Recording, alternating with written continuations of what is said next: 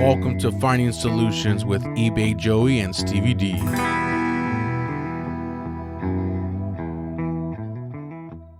Welcome to a Reseller's Journey presents Finding Solutions. I'm your host, eBay Joey, and my co-host, Stevie D. How you doing, brother? I'm great, Joey. How you doing, man? Hey, man, new week, new question. How's everything going for you? Yep. Finally, the drought seems like it's ending here in Jersey. I ran out this week, and besides the thrifting, I finally got some action in Ross and Burlington. I'll be putting that in the videos this week. I'm hoping to drop one in the next 2 days, but it's finally looking positive here. We're starting to see the rebuild coming. How about you? You got stores coming back or what? Not really, man. I'm in Southern California, San Diego area, and still dry, man. Still hitting the stores, even went out on a Saturday, but no bueno, man. So, but You know what we say, you got to keep going. You know it's going to turn eventually. So. that's right. Well, today we do got a question that came in, and it happens, Stevie. Sometimes we get a lot, sometimes we get a little, but today's questions, you know, an amazing question. So I'm glad that it came in. But the question says, what should you do when you keep finding good inventory, but you're not selling enough to replenish your capital to keep buying? Well, this is a problem I wish I had all the time about finding nothing but good inventory. I think this is a thing that, almost any reseller would wish to have this problem. So I think what we could do is we could probably break this down in two parts. Let's break down first what you should do when you keep finding good inventory. And then we're going to break down the part about when you're not selling enough to replenish that capital. So let's dive into part one first. What should you do when you keep finding good inventory? I mean, obviously, I think one of the things that we know about this game is that it's extremely streaky from times. I mean, I think persistence pays off, but when you're hot, you're hot. And I think you got to continue to push that button. When it's cooking out there and you're finding high-end cleats nonstop or Kobe's nonstop, you got to take advantage of the market when that's the case. And you got to make sure that you're out there as much as possible. And even if you have to expand your area, to maybe go an extra store or two deeper than you normally would, you got to take advantage of these situations when they come up. And I know we've had discussions about, managing capital and things like that, but if you're finding super high quality inventory that is going to turn in a decent amount of time, I think this is the time that you have to push it to the limit as much as you can and capitalize on. Look what we just went through. It was dry season for 3 weeks. I would have done anything to find a pair of high-end cleats or a pair of Kobe's. And if you're cooking, you got to keep pushing. Yeah, I think that's key. Like you said earlier, depends on what part of the country you're in. However, when you're on fire, you're on fire. You're like NBA Jam. You're like Steph Curry. You just keep shooting that ball regardless of where you're at on the court. And I think you're going to withstand the dry seasons, and right now there's a lot of people in a dry spell, so you do have a good problem. It sounds like this person is very consistent. They're sticking to their schedule. They're still doing the same thing. They're finding the stuff. Maybe they're timing the restock, but kudos to them for keeping it up though. Yeah, I mean, I think that's what you're going to see is, it's not unless you have a plug, there's no, secret to why the people that flex on Instagram and are showing you big finds are coming up with these finds. It's because of the consistency out in the field, week in and week out, hitting all the spots, getting out of their comfort zone and expanding their territories, going to different markets. You got to be hungry in this game if you want to find, the big finds. There's a lot of people that are out there, that are going to eat if you're not out there trying to get it. So again, this is a wonderful problem to have. And, like you said perfectly, in a dry season, having great inventory is what's going to help you to continue to grow. This is somebody here that should be happy at a situation that they're in for sure.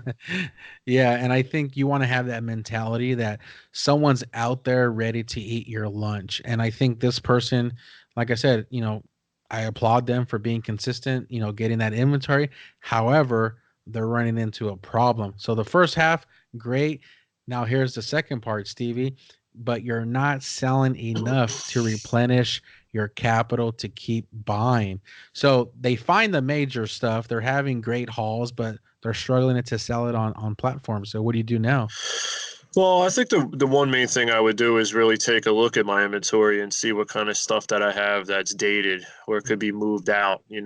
I know we preach, patience is key and maximizing your dollar, but I think we've all had buys that, maybe that flood, the amount of shoes that came out, it just has not, it could be a year later and it's still a saturated market. I mean, I'm going to give you a perfect example. Today I sold, I don't know if you remember, God, this is probably 8 months ago. We had those green up tempos that I know were flooded on the East Coast. They were a stucco green, they were called. And I was Hmm. finding three, four, five of them at a time. I sold my first pair today, and I've had them Oh, for 6 to 7 months. I mean, I got good money for them. I was patient and waited for the right price, but I have a ton of them left over. I think that's a perfect example. If you have stale inventory that flood just has not went away and you need to move through some of the product, I think it's a good time to try to move on from it, cash out.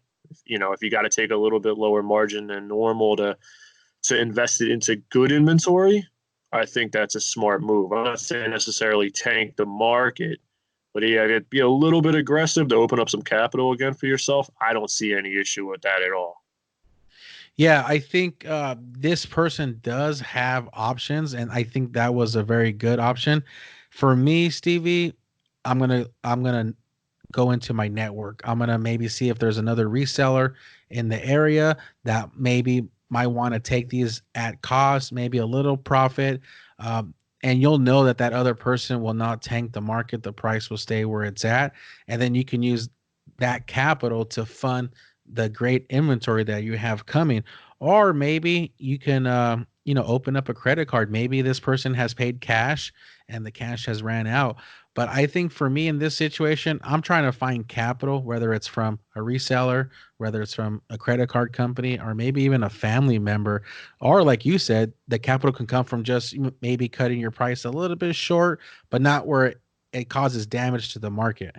Correct. And I had a great example, like you said, about cashing out. I mean, I recently had the, fortunate opportunity to cash somebody out on Instagram. They were, you know, strapped for some cash and they needed to move some product along. So they actually sold, a couple pairs of Air Max at a price that probably shouldn't have been advertised at. It was something that was thrown on Instagram. I bought it up pretty much immediately and had it bulk shipped over to me. It really Mhm. didn't affect the eBay market because they sold it to me direct on Instagram, and I'm going to sell them for double what I paid for them. I mean, I got them pretty much at Ross price, so anytime you can Okay. get stuff pretty much at cost and cash somebody out, I take advantage of that. But listen, I think that's a proper way to go instead of throwing it on eBay or throwing it on Poshmark and absolutely killing the market for everybody. Because who's to say you aren't going to find that shoe again and you can make money on it? So why not put it on a platform like Instagram, get cashed Mhm. out, and not affect the actual marketplaces that you normally list on? I think that's a smart way to go about it as well. And at the end of the day, is like you said, if it's high end cleats or Vapor Max or something that's a huge heavy hitter, time tested product, that's what you want to put your money into. Something that's going to be good now, 6 months from now, or 3 years from now.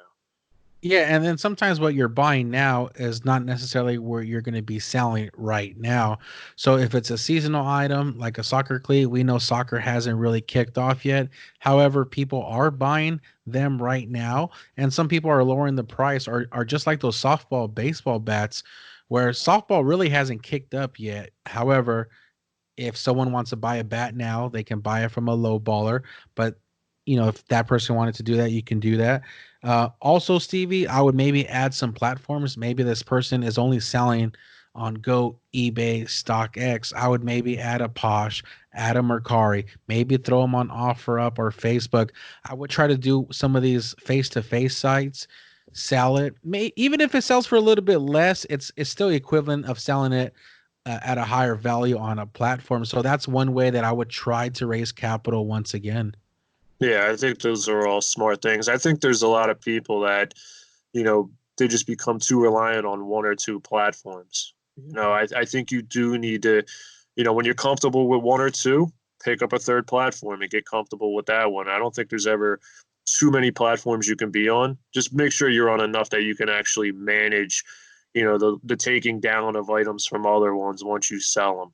we were joking around right before we got on here. I had a sale on Poshmark and a sale on um, was on eBay at the same time. I had to go on there and pull one down, before we started this podcast, because I don't want to accidentally sell that product for a second time. I've had it happen early on when I was trying to manage too many platforms and I wasn't, fluent in Poshmark at that time. Mm-hmm. You got to spread yourself around and make sure you get, to as many eyes as you can to move that product. Yeah, I agree. And then maybe also reevaluating your pricing and your picture quality, or maybe your listings, like how you have it worded. Now, these are all little things, Stevie, that can impact and potentially have a person not buy it. So what I like to do is that when someone buys the item that I have listed for high or less or whatever, I want to know what that listing looked like. I want to know what the photos look like, and most definitely what the price was, and see if I need to adjust some things, because this person might just have to readjust and sell maybe one or two, but maybe they have 10. So you adjust those one, two, get the capital, you feel a little bit good, and then maybe you're a little bit more stingier on the 8 that you have remaining. Yeah, and photo quality is actually a great point that you brought up. I mean, I can't tell you how many times looking at an item, there could be 75 listings on eBay and half of them just have horrible photos. I mean, the first photo is the shoe from a dead straight on angle. You can't even see the side of it, what it looks like. You can't see all the colors on the shoe. Make sure photo quality is great. I mean, listen, I don't have the greatest photos in the world, but they're professional enough that you can see what it is and the colors are precise. Yeah. Bad lighting, bad angles. Those little details are huge to people. I mean, the first impression is everything. If your photo quality is not solid, somebody's going to blow right by you and go to the one that looks good to the eye. You think about it. We walk into a store, we pick clothing and shoes typically by what catches our eye. If it's a bad Yeah. look, you're going to go right by it. Yeah, I think that's definitely well said. I hope this person has success with the information that we provided.